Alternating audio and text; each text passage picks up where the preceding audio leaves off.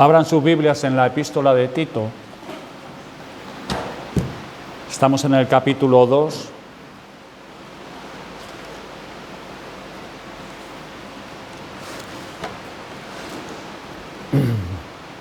Y al llegar a la sección de la carta a Tito, que trata sobre las mujeres, llegamos a un campo interesante, extenso en verdad, y además de gran importancia acerca de la vida espiritual bajo el poder de la gracia salvadora de Dios y de la vida de la Iglesia. Las mujeres ciertamente tienen un papel destacado en el pueblo de Dios y el testimonio que ésta tiene que dar delante de este mundo. Las mujeres que Dios ha transformado por la fe en Cristo tienen un cometido muy significativo para que este mundo aprecie y valore la palabra de Cristo y su nombre. Ellas están llamadas por la sabiduría y por el poder de Dios a ser también guardianas para que el nombre y la verdad de Dios no sea blasfemado en este mundo. ¿Desde dónde realiza semejante obra esta mujer? No es adentrándose en donde pueda en la sociedad, en ocupar un cargo, un puesto, sino desde el entorno de su familia y su hogar, haciendo allí lo que Dios le ha encargado. Consideren que el mundo ofrece a las mujeres de su gloria y de su admiración y aplauso. Si hace lo que el mundo dice, si ella piensa como hombre, si actúa como hombre, si ocupa puestos de hombre o se plantea las metas del hombre, pues al fin y al cabo, ¿no es el hombre igual a la mujer? Esa fue la estrategia del diablo con el Señor Jesucristo. Le mostró el mundo y sus glorias para seducirle a que llegara a adquirir el señorío que era suyo, pero por otros caminos, no como Dios le decía, a través de la cruz, sino de otra manera. Así el mundo le dice a la mujer: mira, mujer, ¿tú quieres alcanzar algo grande en esta vida? ¿Tú quieres libertad? ¿Quieres grandezas?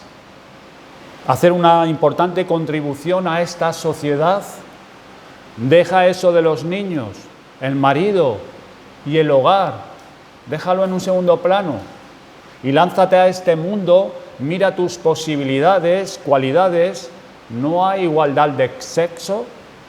¿Qué más da que seas tú o tu marido quien se encargue de los niños o del hogar? Busca también tu realización en este mundo.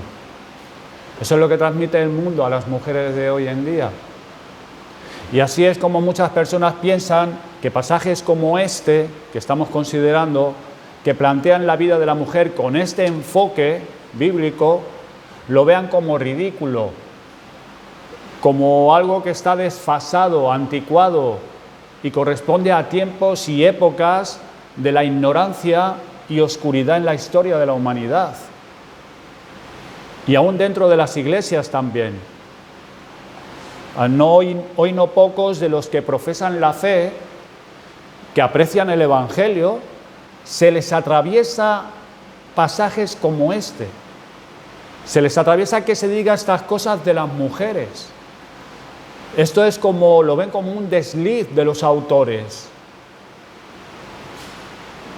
Hombres de la época en la que escribieron, llenos de esa ignorancia que abundaba en ellos, en aquellos siglos, pues piensan que hoy estamos en otra dinámica que no encaja con esas directrices. No es así. Dios no se confundió. Dios no se confunde. Dios no se equivoca. Los autores que escribieron esto no estaban reducidos por la mentalidad estrecha de la época, de aquel primer siglo. Ellos escribieron siendo inspirados por el Espíritu de Dios. Y estos pasajes de la mujer también son inspirados por el Espíritu Santo. Estos conducen a las mujeres a cumplir el importante papel que tienen en la Iglesia y en el mundo, pero a la manera de Dios, no a la manera de los hombres, no a la manera de la mujer, sino a la manera de Dios. Como fue el camino de Cristo para ser Señor no por el camino que el diablo le ofrecía de este mundo y su gloria, sino por el camino de la obediencia, el cual pasaba por los valles de la humillación, la negación de sí mismo y la muerte. Ese fue el camino que tuvo que recorrer Cristo para adquirir su señorío. Hemos resaltado a la luz de estos versículos que la Iglesia tiene el deber de preservar la verdad de Dios, revelada a través de las edades. Las mujeres maduras tienen que enseñar a las mujeres jóvenes para poder ser preservada la verdad de generación a generación. No al revés, no son las jóvenes a las maduras. Tampoco puede haber una desconexión entre una generación y la otra, como consideramos. Recordar que lo que está en juego al hablar de la mujer y su función primordial de su marido y de su hogar en obediencia a la palabra de Dios es algo más trascendental que nuestra propia satisfacción y realización y bienestar y felicidad. Va mucho más allá que eso. Está en juego el nombre de Cristo en este mundo, el testimonio y el honor de la palabra de Dios delante de los hombres. Por eso las mujeres deben plantearse vivir así, las mujeres creyentes. Y para plantearse en el matrimonio y la familia esta meta, hay que tomar en serio estas prioridades, por donde empieza la gran labor y cuidado de la mujer joven, no por su entrega a los hijos, no por la entrega a su hogar, no a sí misma, sino por aprender, primeramente la prioridad, a amar a su marido. Esa es la prioridad. Esto es esencial, básico.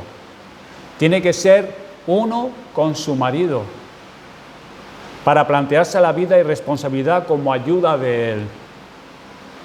Pues bien, sobre este fundamento hay que pensar y realizar todo cuanto viene detrás.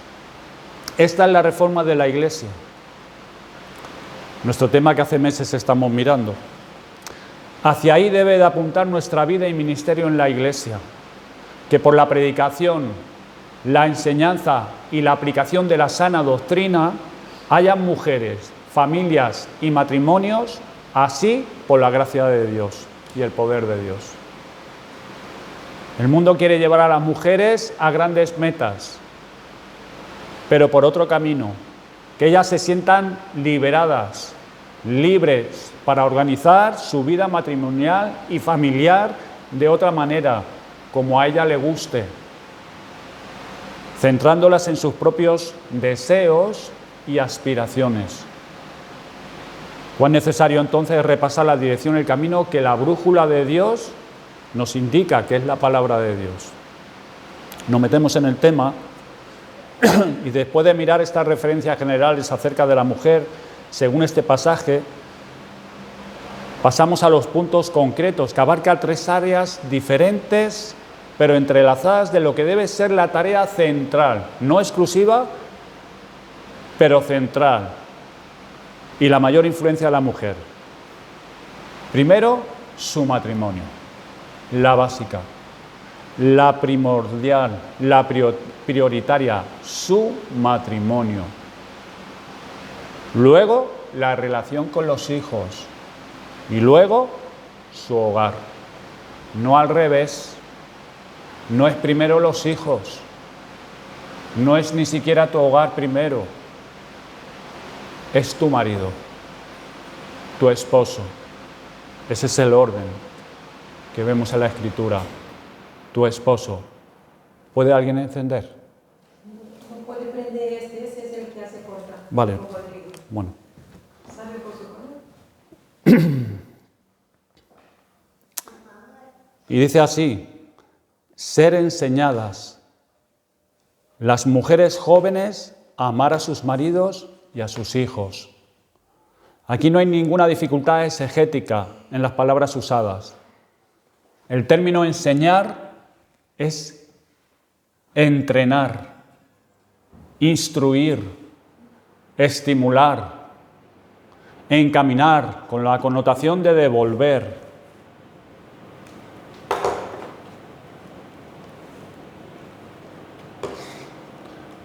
puedes encender aquí también alguno?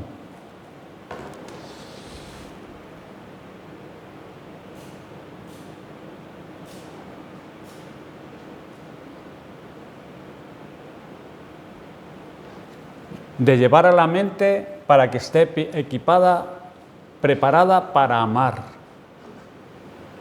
El término amor o amar a su esposo es una sola palabra en griego, como 2 Timoteo 3:2, que dice amadores de sí mismos. Es una sola palabra. O avaros, amadores del dinero, es otra palabra en griega. O amadores de deleites, o como dice en Tito 1:8, amadores de lo bueno. Son una sola palabra compuesta por amor y ese otro término objeto de ese amor. Lo mismo que amar a sus hijos, es una sola palabra. La dificultad del pasaje estriba no en la complejidad de los términos usados, sino en la idea del amor con que trabajamos. Hay una confusión no pequeña al respecto, con esa idea particular de amor.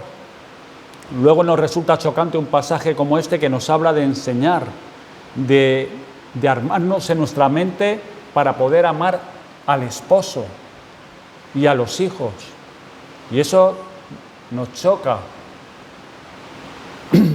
Una cosa es amar al marido y otra cosa es amar a los hijos. Son aspectos distintos de ese amor, que teniendo uno no quiere decir que se tenga el otro. Ambos se manifiestan de formas diferentes, buscan distintas metas y ambos precisan aprenderse y ser enseñados. Amar a sus maridos no es una cualidad natural del corazón, sino fruto de la gracia. Una cosa es que la mujer tenga una inclinación natural, un afecto, un aprecio especial hacia el hombre que es su marido. Eso es algo natural. Se sintió atraída como mujer por él. Y con el tiempo se fue confirmando que había hacia él ese vínculo, ese aprecio, esa dependencia, ese querer estar con él, ese anhelo de su compañía. Y esa serie de elementos que son comunes a la naturaleza humana y que puede verse en toda mujer como mujer. Eso es natural. Sin embargo, aquí se habla de otra cosa. No se está hablando de esa inclinación natural.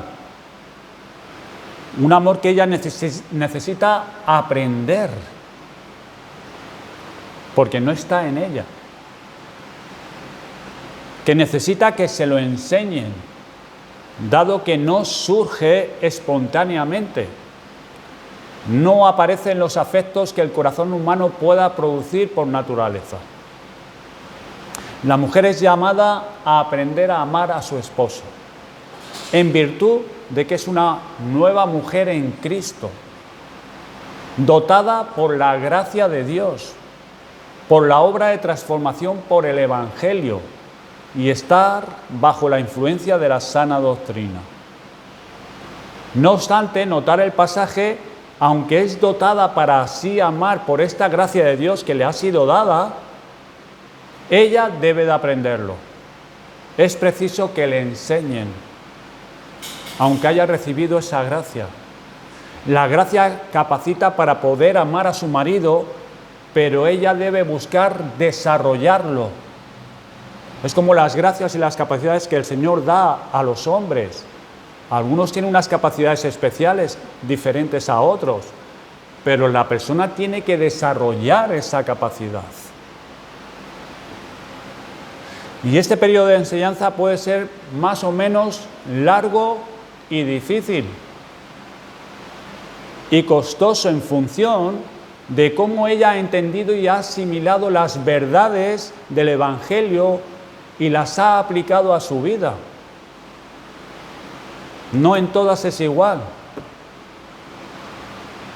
Notar que este pasaje no da unas nociones de psicología matrimonial, a la cual todo matrimonio haría bien en tomar buena nota, como 7 pasos para mejorar tu matrimonio. No es así.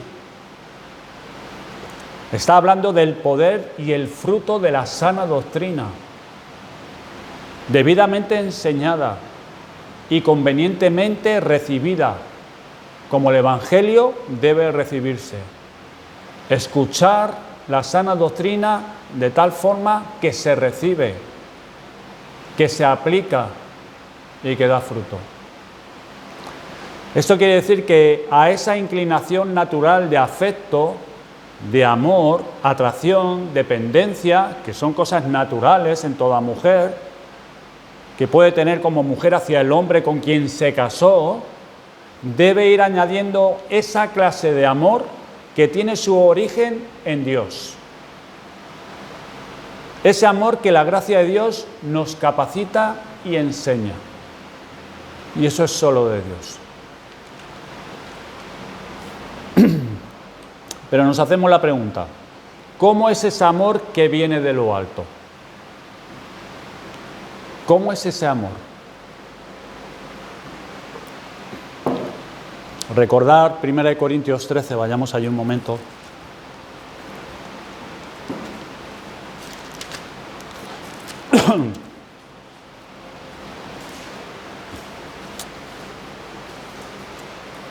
Dice así la Escritura, versículo 4, el amor es sufrido, es benigno, el amor no tiene envidia, el amor no es jactancioso, no se envanece, no hace nada indebido, no busca lo suyo, no se irrita, no guarda rencor,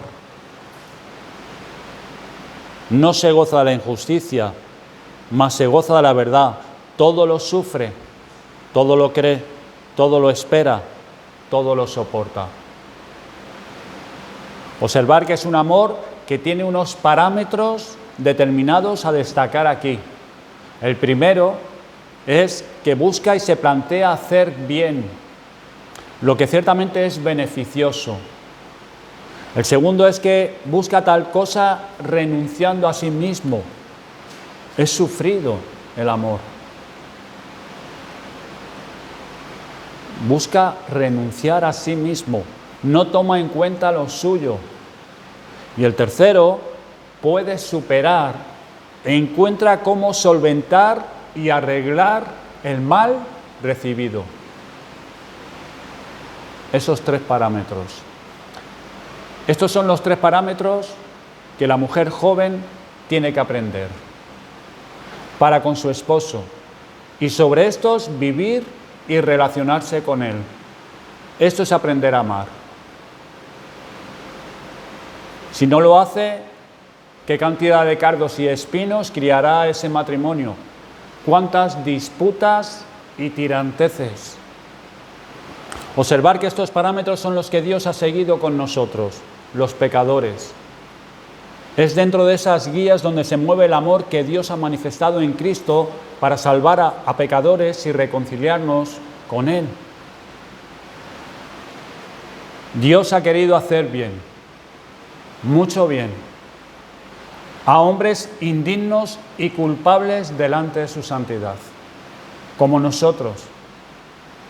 Pues a ellos los ha querido hacer el tesoro de su corazón, sus herederos, miembros de su familia, que estén en su casa para siempre y participando de su reino.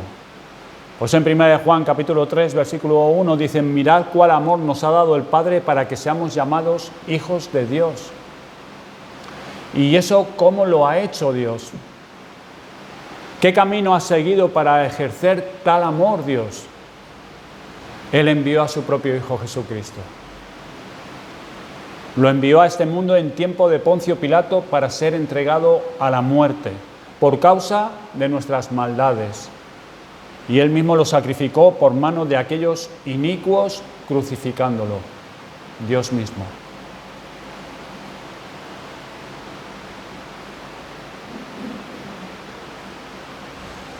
No me imagino una forma más tremenda de renuncia de sí mismo, hermanos, de no tomar en cuenta lo suyo. y despojarse de uno mismo, que el Dios Todopoderoso, Creador del cielo y de la tierra, Dios perfecto y completo en sabiduría y poder y santidad, para traer a sí mismo a criaturas tan pequeñas e indignas como nosotros, que Él haya enviado y entregado para ser sacrificada la segunda persona de la Trinidad, su eterno Hijo. Pensamos cuando en la humillación, o pensamos también en esa negación de uno mismo, nos enfocamos en Cristo. Y es verdad, porque Cristo se negó a sí mismo. Dejó su gloria, que estaba con Dios el Padre, rodeado de ángeles, querubines, serafines. Dice que se despojó a sí mismo, se despojó de esa gloria, no de su naturaleza divina, porque Él seguía siendo Dios, Dios y hombre. Y se humilló, se negó a sí mismo. Pero qué poco consideramos en la negación de Dios el Padre. Dios se negó a sí mismo, entregando a su Hijo Jesucristo. Se negó a sí mismo.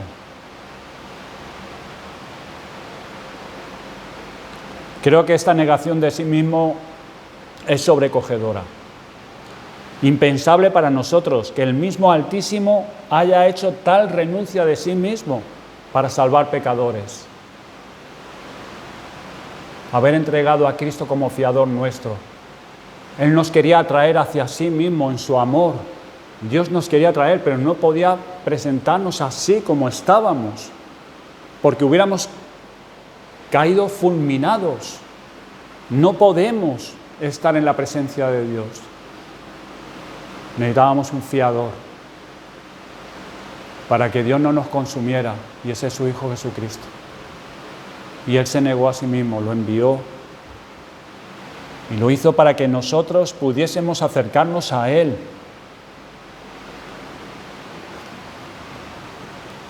Y es por nuestra naturaleza.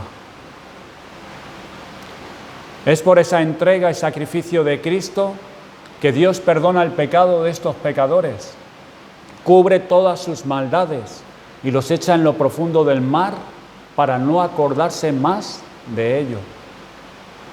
Pues bien, este es el patrón que tenemos del amor de Dios. Este es el patrón del que estamos hablando cuando dice que la mujer debe de aprender a amar a su marido. Este es el patrón que tiene que seguir. Lo que Dios ha hecho. Ella debe de vincularse con su esposo con una relación que corra por estos parámetros. Por la gracia de Dios y la ayuda del Espíritu Santo, aplicando la sana doctrina a su alma. ¿Qué es esta? ¿Qué es el Evangelio? Esto es el Evangelio. Y esto es lo que esta mujer tiene que aplicar a su vida para relacionarse con su esposo. Recordar ese amor se traduce, por un lado, en pensar y plantearse buscar aquello que sea para el bien y para beneficio y provecho de su esposo, como Dios pensó en nosotros. El hacernos bien. Esto puede llevarlo a cabo a través de la renuncia de sí misma, tomando su cruz. Es decir, renunciando a sus derechos, ideas, felicidad, privilegios. Y para ello debe tener lo necesario para resolver y superar esos males del pasado, como Dios hizo con nosotros. Cogiendo todas nuestras iniquidades, todos nuestros pecados, y echándolo a lo profundo del mar, dice. Mujer cristiana, este es el amor que has recibido de Dios. Esta es la clase de amor que te ha traído a ser unida a Cristo para participar de la gracia de su salvación. Pues este mismo amor es lo que debes de aprender a ejercerlo con tu esposo, según estos parámetros. Pues este amor te permitirá llevar a cabo esa unión con tu marido y participar con él en la vida que deben de llevar juntos, como matrimonio. ¿Para qué? Pues nos dice la Escritura, para que la palabra de Dios no sea blasfemada, sino todo lo contrario, para que la gente, tus hijos, vean ahí una muestra y ejemplo vivo de la verdad del Evangelio que creemos y predicamos en esa relación con tu esposo.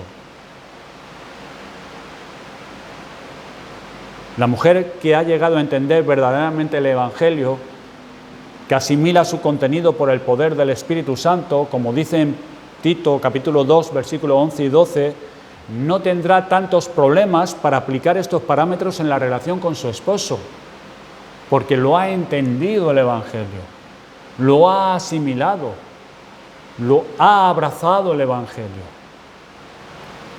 Y no tendrá tantos problemas. ¿Habrá luchas? Sí. Luchas con su pecado.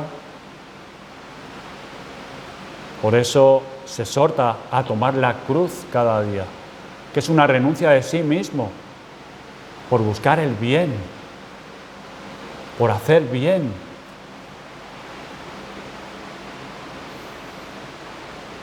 Pero si esta hermana, esta mujer cristiana, todavía tira y encoge, cada uno por su camino, y luchando y peleando por sus derechos cada uno de los dos, tanto el marido como la esposa, había quien predomina, es que hay carencias serias en cuanto al Evangelio. No ha entendido el Evangelio, todavía le falta, no lo ha entendido.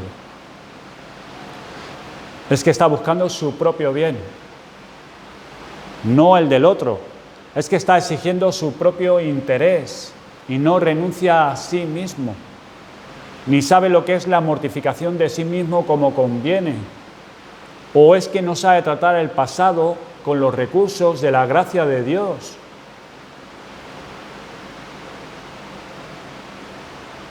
Y están envueltas en el pasado, en lo que me hiciste, y no ha perdonado.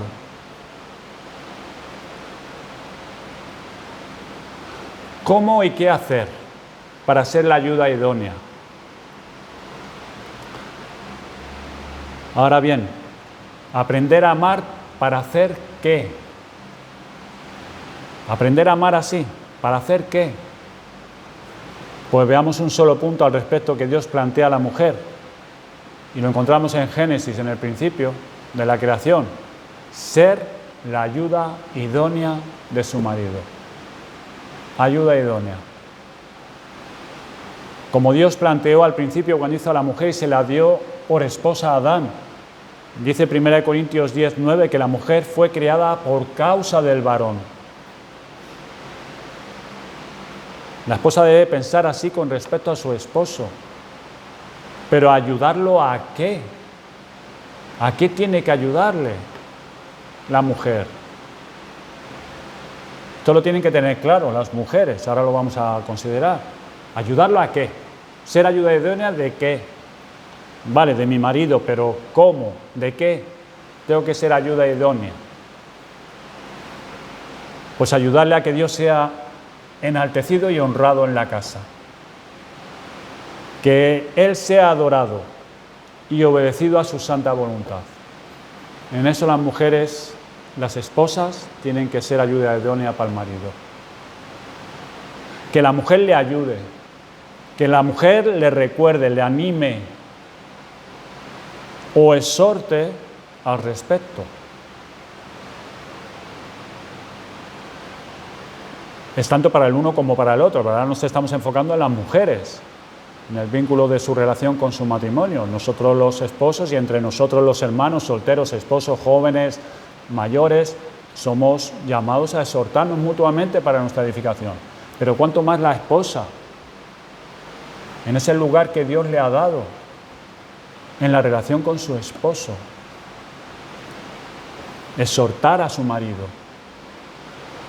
Exhortarse a sí mismo ella también y exhortar a su marido. No que cada uno es cada uno y cada uno hará lo que quiera. No, no puede ser. Ayudarle para que pueda desempeñar su vida laboral. Que no se pase siendo llevado por esos afanes y excesos tan corrientes hoy en día y tan enfocado en el trabajo. Cada cosa tiene su lugar y su tiempo. Es importante, lo físico, lo laboral. Recibimos un sueldo, un salario para alimentar a nuestras familias, para llevar también la carga de la iglesia, pero la vida espiritual es más importante. La vida espiritual. Si la vida espiritual falla, tu enfoque laboral será pues como el mundo. No habrá frenos, no habrá un equilibrio, no habrá un buen conocimiento y entendimiento, cada cosa en su lugar. Ayudarle para que pueda ser idónea, ayuda idónea para ayudar a su marido, para que pueda plantearse con ideas más claras el cuidado y la crianza de los hijos.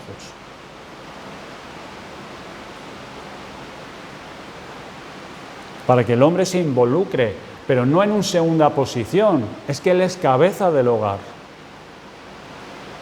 No es que sea ella y él, bueno, me involucro, me hacéis partícipe y yo venga, pues no. Si eres un hombre cristiano, tú eres la cabeza de tu hogar. Y tú tienes que dirigir a tu familia, a tu esposa y a tus hijos. Y en esto la mujer tiene que poner de su parte.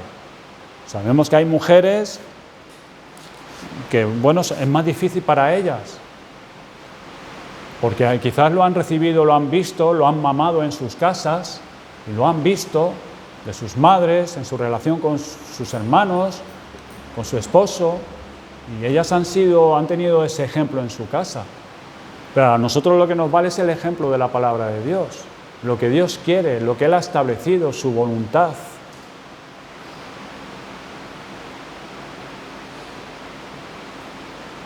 Cuando no está el marido, es la esposa, si está en el hogar. Pero cuando llega el marido a casa, la mujer le tiene que ceder el lugar que ocupa el marido. Y ahí los maridos tenemos que también pedir la gracia del Señor.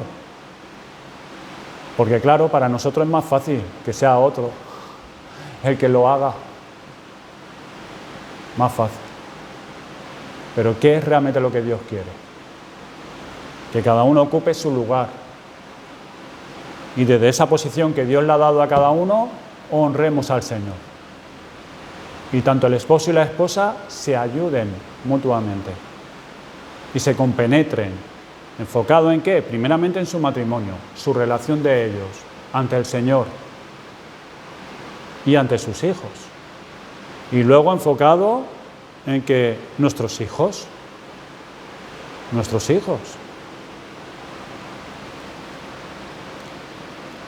ayudar a su marido para que sea ese hombre que apoya a la iglesia, como ésta necesita, que sea un hombre de oración, que ahí está para poner sobre sus hombros la carga de la iglesia. Un hombre de oración. Y la mujer, si hace esto, que ayuda a su marido, bueno, entonces entendemos que es una mujer de oración también. Tiene que ser una mujer de oración, una mujer que da ejemplo a su esposo, a sus hijos, una mujer que ora. Entonces sí puede ayudar a su marido. Si no es así, esposo, ora, y el esposo va a pensar, pero si tú ni oras, me estás diciendo que yo ore y tú no apenas oras.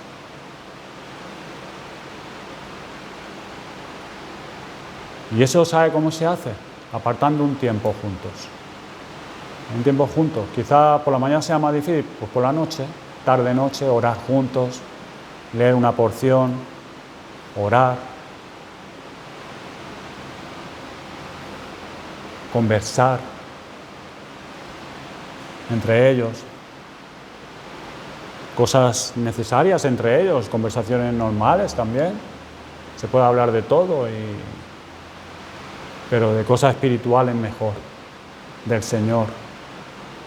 Las experiencias, lo que uno está aprendiendo, lo que el otro aprende, cómo el Señor está tratando conmigo, mira lo que me ha enseñado, mira esto, qué dificultades tengo. La esposa está escuchando, luego ella en privado está orando al Señor por su esposo. Por eso nosotros los esposos tenemos que también acercarnos a nuestras mujeres, contarles nuestras cosas personales, si no, ella puede intuir. El Señor las ha capacitado con una intuición a las mujeres, pero claro, ellas no son adivinas. Necesitamos abrirnos, hablarle a nuestras mujeres. Y necesitamos que ustedes nos ayuden, que oren por nosotros.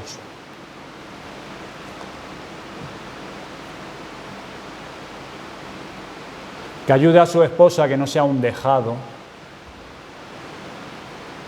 y la mujer se lo tolere y se lo permita, sino que apoye el reino de Dios con sus ofrendas y haciendo esa tarea que podría hacer. Esa es la ayuda idónea de la esposa. Así que mujeres, ayúdennos como hombres, como esposos. Es así como pueden ir hacia el ser uno, lo que nos habla la palabra de Dios.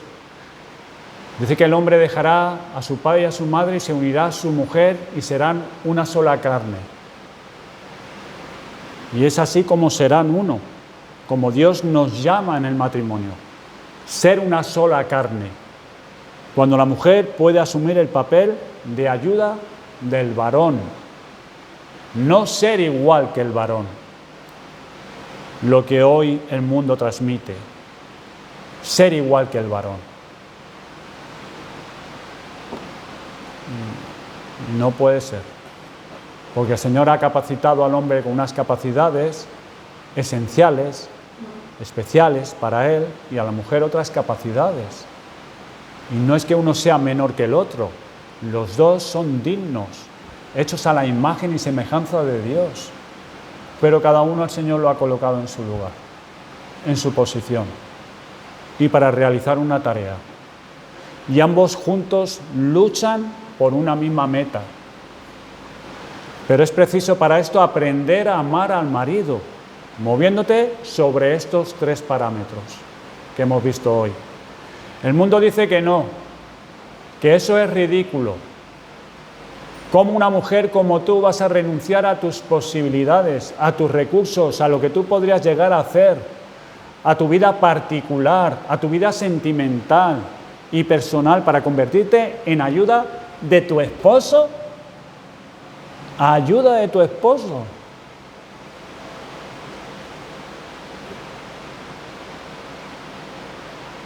Para el mundo es ridículo. Ayuda de tu esposo. Pero no tiene ningún problema para ser ayuda de su jefe. Ahí el jefe no la está esclavizando. El jefe le dice, ve y haz esto. Y ella va y lo hace. Primero porque cobra un sueldo y porque se ve autorrealizada. Ahora el marido le dice, amor, ve y haz esto. Y ya sé, muchas mujeres ya se sienten como que el marido es un machista, como que ya la está esclavizando, como que ella está ahí siendo sometida a sus libertades. Pero en el trabajo no. En el trabajo es autorrealización. Ven el mundo cómo intenta adoctrinar y la presión que ejerce en las mujeres hoy en día, y más con el feminismo tan enaltecido que está, y su influencia, y la influencia en la iglesia también. El mundo promete grandes cosas a la mujer, liberándola de este yugo, diciéndole que soñando con sus posibilidades y su independencia, ahora está muy de moda la independencia para todo, luchando por sus propias metas y aspiraciones, va a conseguir lo que este mundo promete y ofrece, que es dinero, comodidad, placer, amigos. Pero tú que has ido a Cristo, ese no es el camino. Cristo te lleva a participar de las glorias de su reino. Cristo te lleva a hacer una contribución, y a ser una influencia grande y buena en gran manera, no siguiendo los deseos de la carne y la apariencia de este mundo, sino buscando el bien de tu marido, negándote a ti misma, como también a él el Señor le manda que se niegue a sí mismo. Lo hemos visto aquí, es que los parámetros es para todos, pero estamos ahora enfocados en la mujer. Tomando la cruz y tratando adecuadamente el pasado y las ofensas, en obediencia a la santa palabra de Dios. Hay muchos libros donde el énfasis cae en las normas y pasos que la mujer tiene que dar para ser esa mujer con éxito en la vida, en el matrimonio, en el cuidado de los hijos. Libros con muchos pasos. Como si lo que necesitaras fueran normas claras y fórmulas mágicas de lo que tienes que hacer para... Y bueno, esto puede ser de alguna ayuda en un momento, pero tu mayor carencia puede que no sean instrucciones para cómo hacer, sino de entender el Evangelio de Jesucristo, morando con poder en tu corazón. Entender el Evangelio de Jesucristo. Esa sana doctrina que vigoriza tu alma para que dejes de buscar tu bien, para ahora buscar el de tu marido, para que tú crucifiques la carne y tus deseos, para que quieras la voluntad de Dios por encima y antes que tu propio beneficio, y que puedas estar pertrechada para resolver el pasado triste con tu esposo. Y eso se necesita el Evangelio. Y es cuando nosotros miramos al Evangelio, profundizamos en Dios, profundizamos en Cristo, en su persona, en su obra, lo que Él ha hecho por nosotros. Ese es el Evangelio. Y nuestra mente es transformada. Dios se negó a sí mismo. Cristo tomó su cruz para perdonarme. Dios envió a su Hijo para crucificarlo.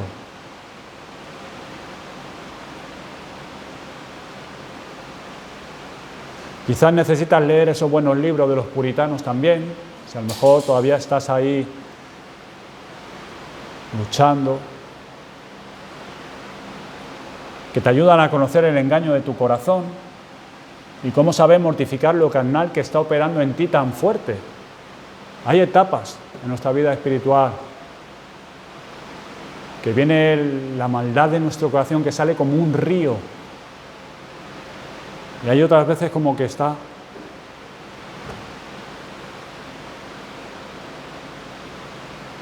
Por otro lado, mujer joven, hay matrimonios que quieren cerrarse y tratar solo ellos sus asuntos. Y nadie más se debe meter en estas cosas particulares y personales. Y ellos piensan que con el tiempo se arreglará. Y no, y está en el médico y aparentemente parece que todo está bien, se llevan muy bien. Pero no es así. No es así. Aquí somos pocos matrimonios, pero en iglesias grandes, si esto no se trata, se termina mal. Y hay muchas veces que los matrimonios aguantan, como nuestras madres en el pasado, nuestras abuelas aguantaban porque estaban mal visto ciertas cosas, el divorcio, la separación, los hijos, qué van a pensar.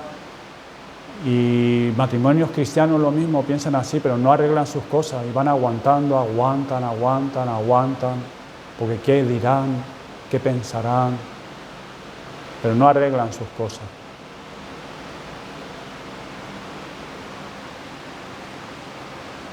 Y piensan que ya se arreglará, así, con el tiempo, que pasa tiempo y ya se arreglará solo. Y no es verdad, no se arregla. Al contrario, se disfrazan, se endurecen, aprenden a conformarse el uno del otro. Pero eso no glorifica al Señor. Ese no es el parámetro que el Señor nos enseña. Las relaciones en el matrimonio pueden mejorar, a medida que la mujer aprenda a amar a su marido y el marido ame a su esposa. Podría mejorar la vida y convivencia y el bien que ese matrimonio pueda hacer para sus hijos, para la iglesia, en su hogar, testimonio a las personas. Un matrimonio bíblico, con estos parámetros. Sin embargo, para esto, hermanos, hay que abandonar el pensar que ellos son sabios por sí mismos. Tienes que saber pedir ayuda en casos determinados. Pedir ayuda. Hay casos que nosotros no... Y quizás haya que pedir ayuda a otras personas, al pastor. La mujer joven es necesario que adopte una actitud enseñable hacia las mujeres maduras, aquellas que verdaderamente lo son. Mujeres maduras, maestras del bien, maestras de lo bueno. Y estar ahí donde puedan recibir consejos y estar observando y mirando los buenos ejemplos.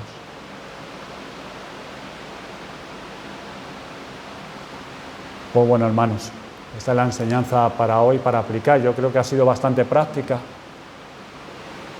Y miramos al Evangelio en estos 3 parámetros.